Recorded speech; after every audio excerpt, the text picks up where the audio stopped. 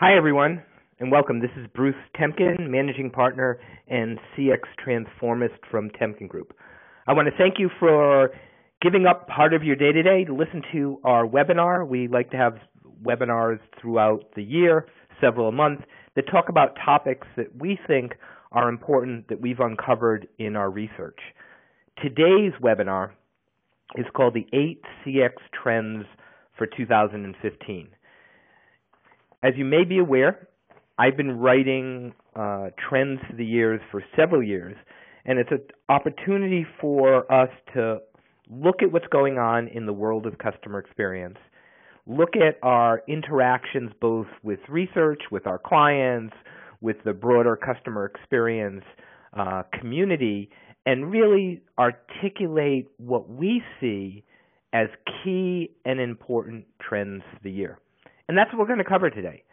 But it doesn't seem appropriate for me to start off on all of that research and customer experience content without starting something much more important, and that's wishing all of you a Happy New Year. I hope that 2015 is starting out really well, heading in the right direction, and you're already able to say that 2015 is going to be a spectacular year. Now, 2015 isn't just going to be a happy year for you, as I hope it will be, but it actually is going to be a year that should be happy for employees. Because looking across all of the research we have, looking at the importance of things like culture, training, employee engagement, looking at what people have been talking to us about, we believe that 2015 is going to be the year of the employee. We've labeled it that, meaning that we think that there will be a particularly strong emphasis of the companies and the professionals who are focused on customer experience to pay particular attention to employees. Now, you might be thinking, no, that seems kind of odd. Shouldn't it be the year of the customer?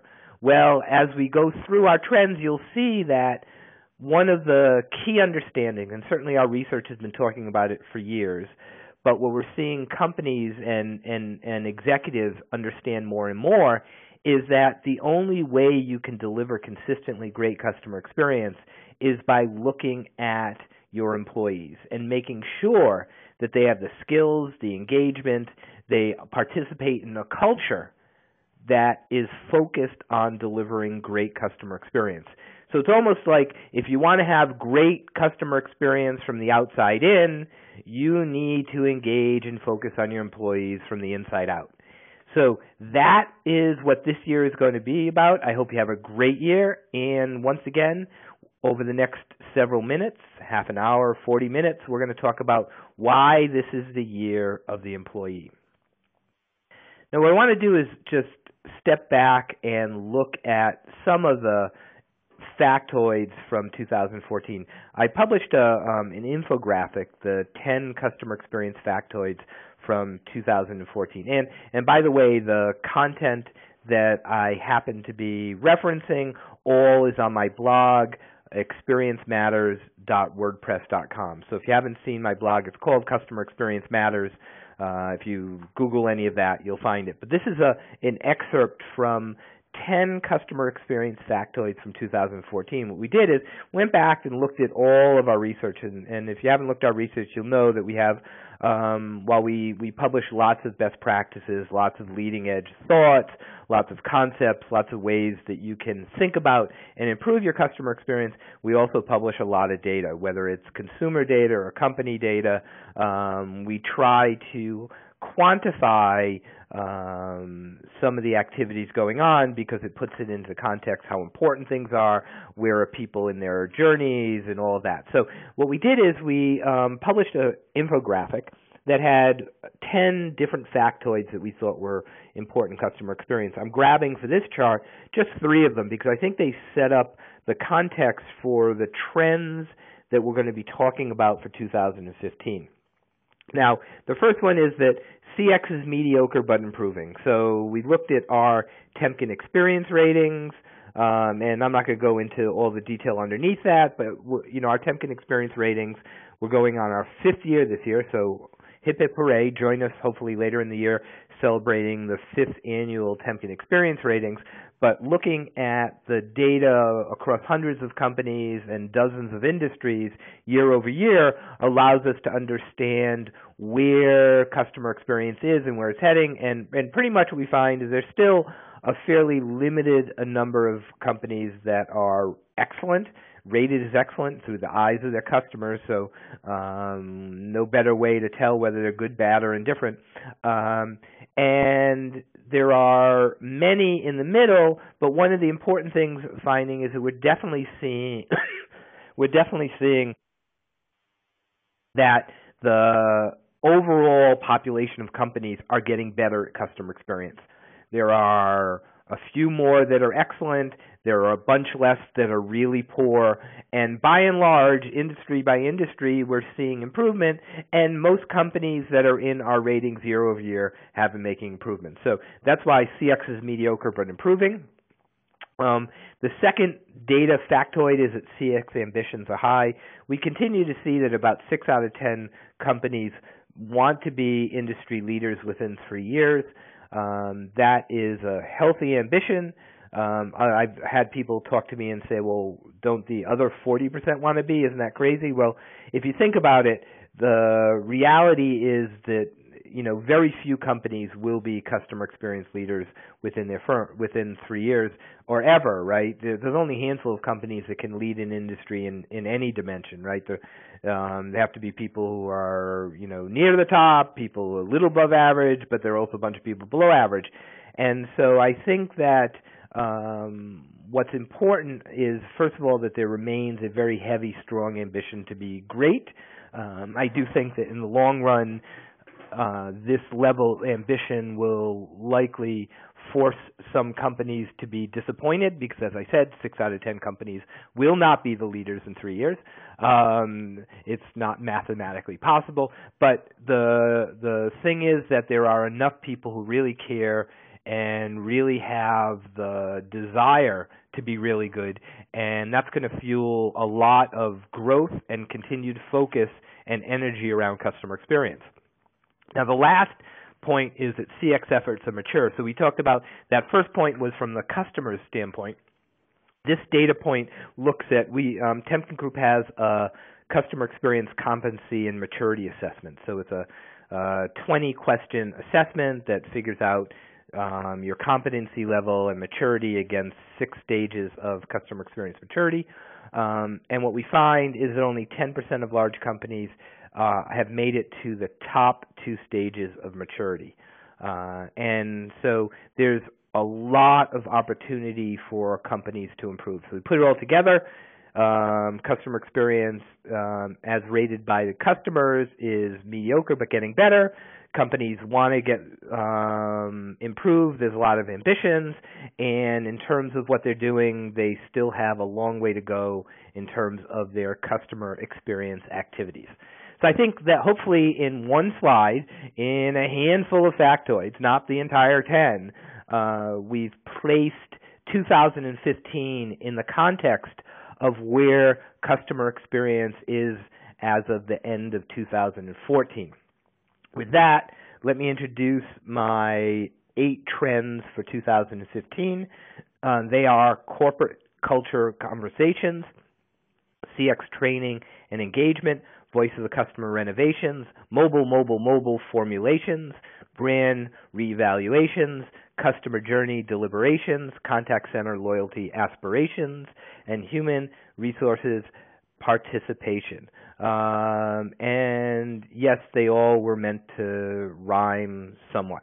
So these are the things, when we looked across, as I mentioned, what companies are doing, we saw in our research what they're talking to us about, both in terms of the vendors who are talking about what they're doing and where they're going, and the companies who are our clients, and the ones who are asking for our advice, and the ones giving feedback on our research. So, throughout the year, we talked to hundreds and hundreds and hundreds of companies and survey and research, probably thousands. But we get a really good view on sort of what's bubbling up to be important. And these are the 8 that we decided to highlight for 2015, since they seem to be the ones that seem really important. So I'm going to go over each one of these. And as I mentioned, as you can see, there's a source on the bottom. This is actually, if you want more detail on just the trends themselves, it is a blog post called 8 CX Trends for 2015, the year of the employee. You see that in the lower left. And wherever there is particular research or a blog post that has more detail on the trend, I've noted it in the bottom left-hand corner where it says source. So if we talk about corporate culture conversations, it's interesting. I've been focusing on large organization transformation programs for probably 20, 25 years. They weren't all called customer experience. Early on in my career, I ran some of the initial Six Sigma projects at General Electric, radically changing how GE interacted with its customers through areas like power generation and electrical distribution control, real heavy B2B environments. And when we did those, we never talked about corporate culture. As a matter of fact, corporate culture is an odd thing because you go for years where it's sort of a taboo. It's sort of the soft thing. People don't like to talk about culture, right? They talk about, let's get away from culture. Let's talk about what we're doing. Let's talk about the activities. And so and I would say that a lot of consulting firms have seen these over years and years. When you go in and you're going to do a transformation project, you end up having to have lots of streams of activity, and you can't lead with the corporate culture. You can't put a lot of money into corporate culture because people think it's too soft and want to do it. And I'd say that is consistent with a lot of the activities I've seen around customer experience historically, like a lot of people putting a lot of money into projects like redoing their CRM platform or redesigning their store systems and the interactions that customers have with merchandise in the store, or redesigning the usability of their website. All great things. But at the end of the day, those manifestations of experience that are at the end of where the customer sees are only the manifestations of that. They're actually there's an entity, an organization that's creating and sustaining those things. And so we really need to make sure that we're looking at that organization that is creating and sustaining and making sure that it's doing it in a way that delivers great customer experience. And what's good about this is, in terms of where we are in 2015, is clearly noted, and it really picked up towards the end of last year, people having conversations about culture, but not just basic conversation. When I say conversations, I'm not talking about having a handful of people walking by saying corporate culture. I'm talking about very large organizations that are talking to us about how they can commit their senior executives and also their focus for the year, if not the next several years, on creating a customer-centric culture. So we really see that corporate culture and the conversations around them, which means we're going to focus on them, as bubbling up as a key trend for this year. Now, I want to share you some quotes. And I don't generally do this, but I decided to do it. It's more tongue-in-cheek that I'm quoting myself. I think it's kind of funny when you quote yourself, but it sort of flowed into this presentation. So I'll start with a quote myself. Culture. What is culture? I call culture as an invisible force that shapes how people behave even when no one is looking. Right? Culture is the thing that really drives people to do what they do without us having to put in place metrics, measurements, rewards, punishments, right? People will behave, in most cases, consistent with the culture and the environment they put in. And so we really want to think about what's that environment and what is it enticing them to do, even if it's not something that they have to do. Now, that second quote I love, and probably most people have heard it, but I thought it was worth using again, which is that culture eats strategy for lunch. And I wish that one was quoted by me. That's Peter Drucker. And pretty much he's saying there is that, you can think of all of the strategies you want from your corporate area, and that includes your customer experience strategy, right? So I could even improvise on this and say culture eats customer experience strategy for lunch, meaning that we can think about things and we can draw them on whiteboards and we can put PowerPoints together and we can talk about how they're going to operate. But at the end of the day, if we try to get our organization to do something that is counter the culture, then it probably won't stick. I oftentimes talk about is, an organization, a large organization, is almost like a human body. We have antibodies, right? And throughout your system, throughout your blood system, there are antibodies, and they're floating around your body looking for things that aren't good, right? If they come in and they don't conform with your body, then your body has a natural way of cleaning out impurities. Right, the antibodies go out and attack them and all that. And that's what organization culture is like. If you try to go in and do something that is not consistent or is antithetical to the existing culture, it gets squashed. There are a lot of natural antibodies, the way people behave, the way people respond to it, the way that people think about those things naturally gets squashed. So if we really want to introduce change and make transformational change in an organization, we can't do it without the culture, right? Because it won't stick. And the reason why we have to focus on culture is that last quote that I like to use, is that customer experience is a reflection of your culture and operating processes. I think I talked about that when I started to talk about this a little bit, that we can do all we want to redesign our experiences with customers, how we look on the outside to our customers and what they interact with. But if we don't affect our culture and operating processes, then sooner or later those experiences will devolve. They'll get worse. They won't continue to stay at a high standard because those experiences and what we need to do to support them is not consistent with our corporate culture. So we have to focus on culture. The good news is that we see a lot more organizations stepping up to the bar and starting to have those really critical discussions around culture.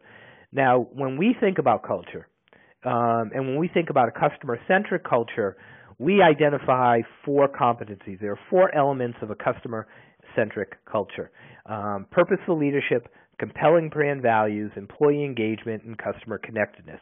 Now, you cannot really ever interact with Temkin Group for very long without you hearing us talk about these 4 elements of a customer-centric culture, because this happens to be the foundation report that we published in Temkin Group when we first started. It was the first piece of research I did. I looked at what was the unique elements of companies that were good at customer experience and how were those different from other companies, and it really came down to these 4 areas.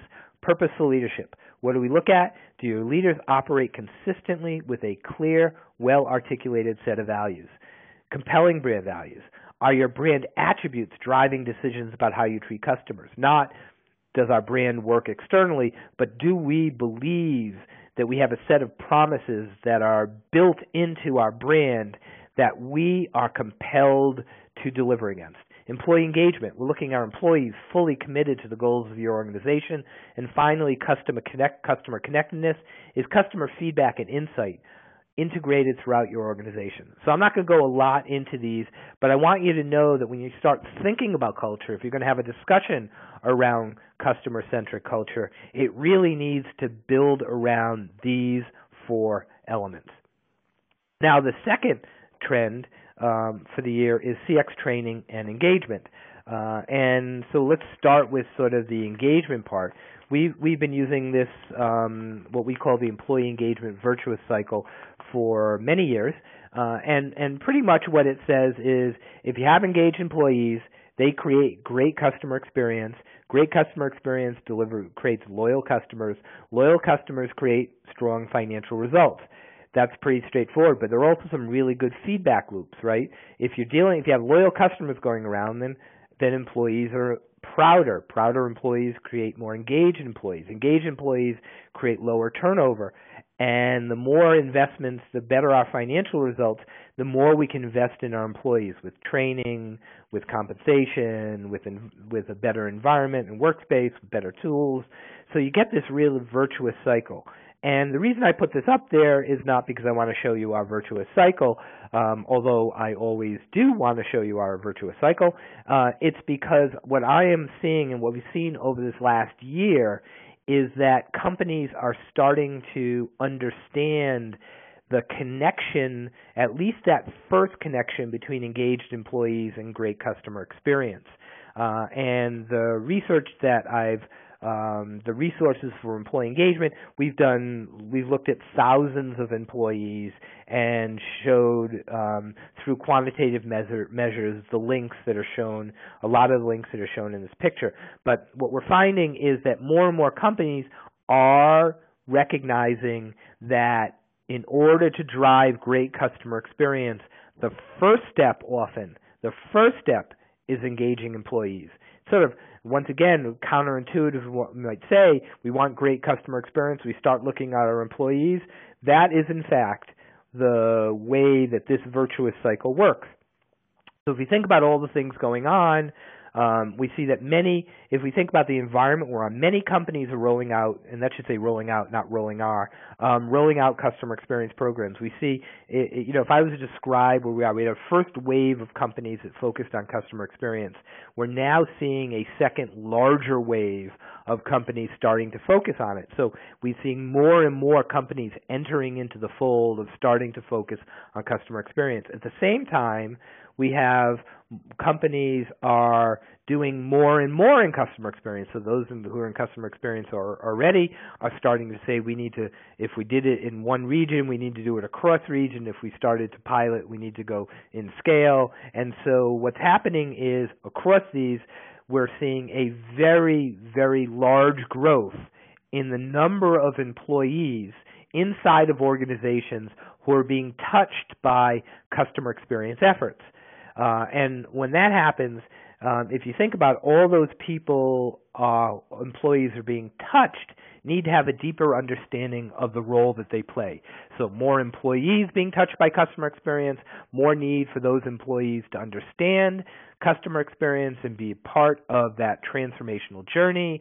And you put all that together, and that's going to drive more customer experience training. So we think there's going to be, this year, a focus on engagement that will actually drive a robust growth in the focus on training. So those of you in the CX training business, that's probably a good thing. We do training. We're seeing it growth in our workshops, in our custom training with companies, but I think this is more than a Temkin Group phenomena. This is actually going to be an industry-wide growth and demand from companies some will do it inside, but across the board, there are going to be a lot more employees trained on customer experience. Number 3 on our list of 8 trends is the voice of customer renovations. And we have published we publish a lot on voice of the customer in the past year. We do in most years. It's an important tool. And this is a chart I like to use from our State of the Voice of Customer Programs report. It's our annual report on looking at the competencies and maturity of voice of the customer programs. And what you see here is these are the percentage of companies that think they're good at these things. So 70% of companies, and I think the survey is about 200 large companies. So about 70% of large organizations think they're good at soliciting customer feedback. But look at those bottom two. 30% are good at making changes in the business. 22% are good at reviewing implications that cut across organizations. So if you think about it, if you ask companies what's important in their customer experience and you ask them where they're going to increase their effort and energy, voice of the customer programs come out at the top of the list. But we can see here that there's a fundamental flaw. And the flaw is that voice of customer efforts have been driven mostly by market research efforts and not by customer experience transformation needs. So we actually see through the work that we're doing, the research that we've published around where things are going, that companies are starting, it's almost like I would call it voice of the customer 2.0. right? Companies have gotten value from their voice of the customer programs, but they're getting a little stagnant, or they recognize they can get a lot more value, so they're starting to say, how are we going to actually renovate, change, improve our voice of the customer programs? Now, we came out with a report earlier in the year that looks at the 5 trends that we think are going to define the future of customer experience insights. And those 5 trends are the move from to deep empathy away from stacks of metrics. Right? Today we focus on a lot of our feedback is getting numbers and measurement as opposed to getting the insights and the understanding of our customers to be able to drive actions that improve their experience.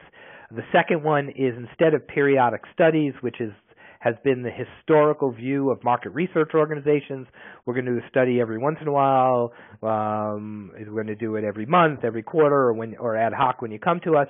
It's really moving to continuous insights. How do we understand what's going on with our customers, not every once in a while, but in sort of a more ongoing mechanism? The third is from isolated interactions. So we go out and we say, all right, we want to understand what customer is doing here, what they're doing there, as opposed to really understanding the notion of customer journeys. And we're going to talk about journeys in a bit, but really, how do we understand customers in the context of the journey they're on, not in terms of how we view ourselves and our stovepiped interactions.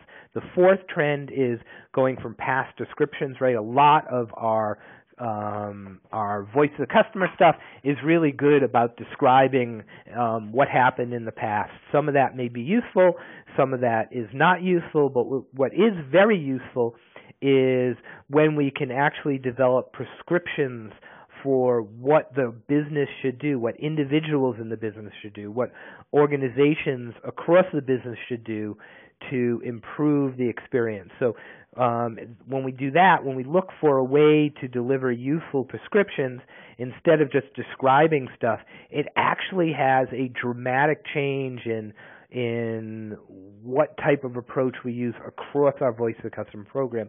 And the last one is enterprise intelligence, not customer feedback. So the voice of the customer is really, really important, but I'm here to tell you that the voice of the customer doesn't need to come from the customer directly and not from their voice.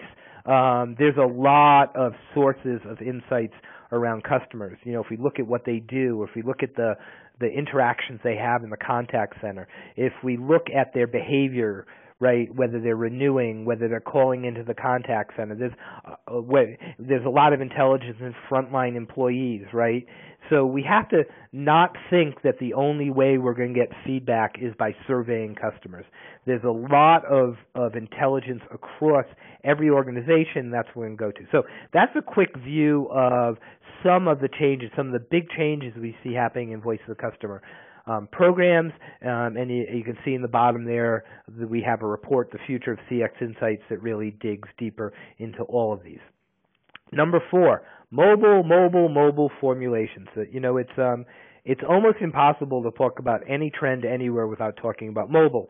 And it was so important that I said it 3 times, mobile. But this is a quote that I love. This is actually now several years old, and it's from Wayne Peacock, who's now the EVP of Enterprise Strategy and Marketing at USAA. When this was part of, I was doing research, and you can see it in the blog post, Temkin Experience Ratings Spotlight USAA. This is when Wayne was the Chief Customer Officer at USAA. But I think this encapsulates the move to mobile, right? So we are working to digitalize and miniaturize all of our business processes to be effective on a 3.5-inch screen. We've already built great capabilities like Deposit at Mobile. In the future, people are going to manage their lives through mobile devices. We want to establish a mobile-first mindset at USAA. That, to me, captures sort of the whole trend. It's not just, we're not talking about just doing something on a phone. We're talking about how do we integrate that digital mobile access into the broader activities of the company and the experiences of our customers. And so I've defined sort of what that shift looks like in terms of what mobile formulations, how that's different, and how companies are thinking about it in 2015 differently than they might have thought about in the past. I think today we think about enabling mobile, right? Let's get a mobile app. Let's make sure our mobile website looks like. But as you can see, and even in that quote from Wayne Peacock, people are going to design for mobile. So it's not enable mobile, think about mobile afterwards. It's about how do we design our processes and our efforts that start with the expectation of mobile. So we're starting with mobile. We're designing with mobile first. Today we have isolated mobile, right? So the mobile apps sort of work on their own, have their own processes. But in the future, a mobile app and not just a mobile app, but what a customer does on mobile, whether they're taking a picture, whether they're doing FaceTime, whether they're texting, whether they're using an app, whether they're sharing some of their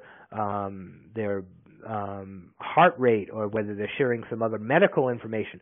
All of that stuff that they can do from a remote digital access will be integrated into the processes that companies use to service customers, to sell to customers, to improve the lives of customers, to make customers happy, to improve them when they're sad. All that stuff's going to happen, and the reason it's going to happen is that last point, that today we think about process extensions. Let's take the existing processes we have today and find a way to extend them to include the mobile access and mobile devices and distributed digital connectivity.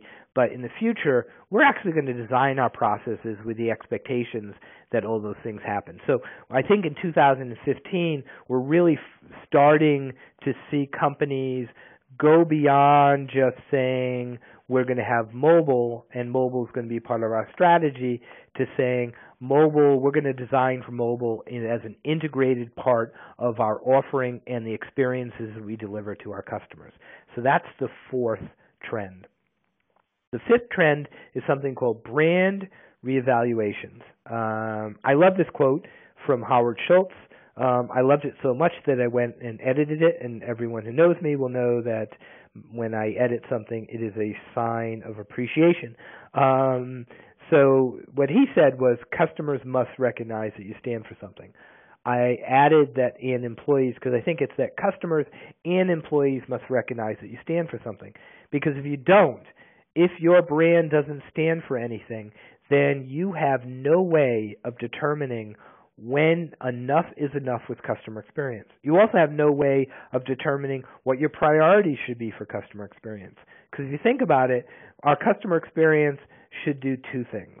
Our customer experience should support our business goals and objectives, and it should support our brand strategy, right? We want customers to behave in a certain way, and we want them to think about us in a certain way. And if we don't understand what we stand for, if we don't understand what our raison d'etre is for our organization, if we don't understand what our brand really means, then there's no way for us to actually deliver a great customer experience, or a customer experience that's consistent with it. So we often find that companies, when they're focusing, and we're seeing more and more of that, companies starting down the path of looking at customer experience, and oftentimes we saw more of this in the last half of the year, and I think we're definitely, as we put it here, going to see a lot more this year, companies stepping back and going, whoa, we don't know what our brand promises are. We don't have clarity around what we want our brand to mean in the eyes of our customer. We don't know what promises we are going to make and keep to our customers. And without that internal understanding, they end up going into this brand reevaluations. And to show you sort of where companies are on that spectrum, what I want to do is share with you some data on how companies describe, or where companies are in terms of some important elements of what I would call compelling brand values. That's our view of brand. So these are the companies. It shows the percentage of companies that always or almost always do these things. And it's less than a third of companies always or almost always have their brand guiding decisions about how customers are treated and interactions are designed. Less than a quarter are always or almost always regularly examining how effectively their interactions live up to their brand values. And less than 1 out of 5 companies, marketing does as much brand marketing inside the company as it does outside the company. And I'll tell you, when it comes to brand marketing, one of my feedback to companies, and it's been this way for years, it continues to be real strongly, you should never market yourself externally in a way that your employees wouldn't believe to be true. So really strong brands are communicating externally what their employees believe to be true internally, because it's just a manifestation of who they are, right? That's what great brands are. Great brands are a connection between what we're communicating to our customers, what we're delivering to our customers in terms of experiences, and the beliefs. So I often say that a brand is something that is co-owned between customers and employees. And so I think in 2015, we're going to continue to see even more companies focus on determining and deepening their insights about their brands. Trend number 6, customer journey deliberations. I talked about journeys earlier.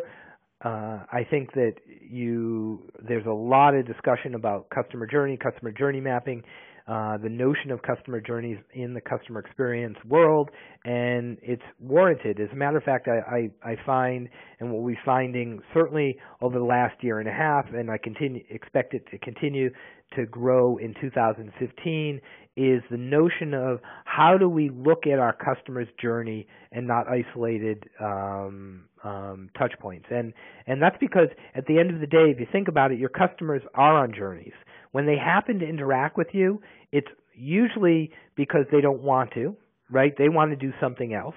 If I am going on to Expedia to book a flight, it's not because I want to book a flight, it's because I may want to go on vacation with my kids and I want to get somewhere. And the more that we can understand that journey, and the more that we can understand how the customer views our role to helping them achieve that journey, the more effective we can be at delivering a greater customer experience. So I think in 2015, the notion of journey, the discussion around journeys, is going to increase substantially. And so we'll see more and more companies do things like this. This is an example of a customer journey map. This is one that sort of we've done, but I don't put it up there as the ideal. There are lots of different versions. I don't suggest that any one is the ideal or one is the best, but they're all about, if you do them well, they're about understanding what it is that the customer is trying to accomplish and understanding where you fit and how can you improve the role that you play in their customer experience. This map just happens to be one that we made up for our workshop, our journey mapping workshop. Now, what's interesting is, whenever you learn how to do journey mapping, and journey mapping is this process where you look at customers and understand the role and the process steps that they're going through. Many of those steps don't necessarily include you, and they operate over time. What we find is the reality, especially for large companies, is large companies can't really focus on delivering a journey map for every single customer group, for every single journey that they're on in every region. For large organizations, there could be thousands or tens of thousands of these, or hundreds of thousands of these even. So one of the things we introduced last year is the notion of this customer journey pyramid. So if you think about it, there are 3 levels of things you can do when it comes to this customer journey mapping activity. The first is the journey mapping projects, and that's sort of the example I gave you before of a really deep journey map with a project associated with. You go out and do customer research.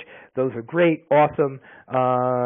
You can do a few of those, and those have lots of great insights and potential. But the second level of the pyramid, you can actually have sessions. So if you're getting together with an internal team or internal set of subject matter experts, where you would normally discuss what you're going to do in terms of building out functionality or how you're going to build an experience. Instead of talking about in the old ways, you can actually go through a facilitated process where your decisions are being driven by a look at the customer journey, not at the things you looked at before. So we call that customer journey mapping sessions, right? Using journey mapping as a tool for a way that a group actually examines decisions they're going to make around customers. At the third level, and you can see at the base of the pyramid, which means it's the broadest, has the most significant potential impact, is what we call customer journey thinking. That's embedding the thinking about customer journeys into day-to-day decisions across the company. We've actually identified 5 questions of customer journey thinking, because we believe that if you're going to ultimately, if you're going to think about customer journeys, you need to design your experiences so that they support the journey, and you need to have the people in your organization thinking about the journey of their customers. And so we've identified these 5 questions of customer journey thinking, which we recommend you do anytime you're thinking about doing something for a customer. We want your employees to think of this. First of all, who is the customer? Right? We need to if we don't understand who the customer is or who that segment is or who that persona is, then we're generalizing in a way that's not going to be helpful for anyone. So who is the customer? What is that customer's real goal? Right? I mentioned before, I'm not going to Expedia to book a flight.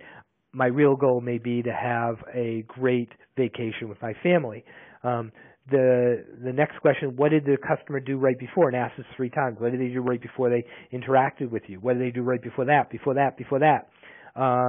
Because we want to understand and recognize that any interaction we have with a customer is part of many things that they're doing, and the more that we understand what they did right before, and in that next question, what they did right afterwards, the better off we are to understand how we can satisfy what it is they need to do when they're touching us. So we do the what did they do right before, what did they do right after, and then final question is, what will make the customer happy, right? What is it that we can do at that moment in time for a customer, recognizing who they are, what their real goal is, what they did before, what they're likely to do afterwards to make them happy. If we can embed that thinking, then we believe that customer journey deliberations will be very widespread in 2015. We already see that the customer journey mapping is taking off. Our workshops sell out pretty regularly in that area. We know that there are a lot of vendors in the space that are doing a lot of consulting projects in that area. We see a lot of people talking about it. So there'll continue to be 2015 a lot of customer journey deliberations. Our hope is that there's also a lot of customer journey thinking, and that this goes much more widespread than just a handful of projects you run in your organization. Number 7 on our list of trends is contact center loyalty aspirations. We see a lot of work around contact centers. I've had a lot of discussions lately, and one of the things we looked at when we were talking about sort of the questions that we have and the people we've been working with at in 2014, a large growth of efforts and discussions around contact centers. I think contact centers are going through, every 2 years contact centers go through major iterations, right? Voice over IP was a few years ago. The outsourcing, the offshoring, they're constantly going through now. I think they're still going through an evolution to incorporate sort of the self-service capabilities into the role of contact centers. But I think the more broad trend that we see around contact centers is that companies are starting to recognize that a lot of their key moments of truth, when they start to look at customer experience and some really important interactions that drive loyalty, which we would call moments of truth, a lot of them happen in the contact center. And so if we're focused on customer experience and we recognize that there are some key moments of truth that really do drive loyalty, And then if we look at design we have in a contact center, and all of our metrics and measurements and designs are about how we get people off the phone quickly, we have a mismatch between what the potential is to drive our business forward in contact centers and how we're managing them today as an approach to try and just squeeze down on the time that people spend with them. So there's a recalibration of contact centers to really look at their role in improving their effectiveness in building loyalty. Now, that doesn't mean, we can't forget that contact centers are really expensive and have a lot of operational costs, so those things aren't going to be forgotten right away, but we're seeing a rebalancing away from just the pure view of contact centers as cost to contact centers as really driving loyalty and being part of the aspirations of companies to improve customer experience and therefore drive loyalty. And one of the things that I've talked about and introduced this a few years ago is the notion of what ultimately contact centers are becoming or trying to become, and that's relationship hubs. And quickly I define relationship hubs across a number of dimensions. They enable journeys, not just handle interactions. They focus on customer success, not just cut costs. They blend with self-service, not just deflect calls. They predict needs, not just respond to requests. They gain business insight, not just analyze interaction quality. And they engage agents, not just hire people. So that gives you a view of where we see contact centers heading in this broader trend of contact centers having loyalty aspirations. Now, the last trend is human resources participation. If you think about it, if we call 2015 the year of employees, what organization should be stepping up in a big way to focus on this? That's a rhetorical question, and hopefully you answered HR. Now, we've done a lot of research both with HR organizations and looking at HR organizations. And what you see here is data in our State of Employee Engagement Activities report from last year, where we asked our respondents who's leading a number of things. Is HR leading? Is CX and HR doing it together? Is CX leading? So these are HR organizations, CX and HR organizations, and then CX organizations. And what you can see here is a few things. First of all, in a few of these, way too few companies are focusing on this altogether. But if you look at it, I would say if I was in HR, right, and this is me projecting my view on HR, but if I'm an HR executive and there's all this work that's going around to transform the company and change culture and engage employees, then I would think that I would want my HR organization to drive a lot of it, to be a leader in it. And I think that what we're starting to see is this is a discussion we're hearing more and more from HR executives as they're saying, whoa, wait a minute. We weren't involved in the customer experience thing that much, but this transformation, this culture change, this training, this engagement, a lot of the things that I talked about earlier in the trends is piquing their interest, and what they're realizing is that they're not getting in front of it and they're not going to help drive it, they're going to be marginalized, right? The HR organizations are going to be left to just hire, fire, and train, right? Set compensation, the transactional parts of human resources. So I think in this year we're really going to see more HR organizations step up and take more of a leadership role, start hiring for people like these, start more actively partnering with the CX organizations so they understand what they need, and we'll really see a big spike in participation by the human resources organizations across companies. So there you have it. Those are our 8 CX trends for 2015. Corporate culture conversations, CX training and engagement, voice of the customer renovations, mobile formulations, brand reevaluations, customer journey deliberations, contact center loyalty aspirations, and human resources participation. We put all that together, and clearly I hope you see at least that if you think about what's underlying a lot of that and what's really important to the success of many of those trends, it's that we engage and build the strength of our customer experience through the participation and excitement and energizing of our employees.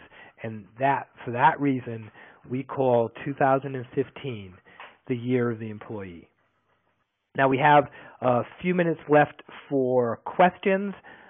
If you have questions, put them in the chat on the side of the screen. We already have one question, and if you have others, please put them in. The question I have is there any study that shows the value of an engaged customer in numbers? And the answer to that is yes.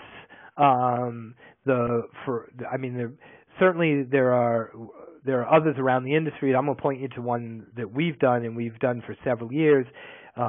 We have an employee engagement benchmark study, which we do every year. And you can find it on my blog, which you can see on the screen, experiencematters.wordpress.com.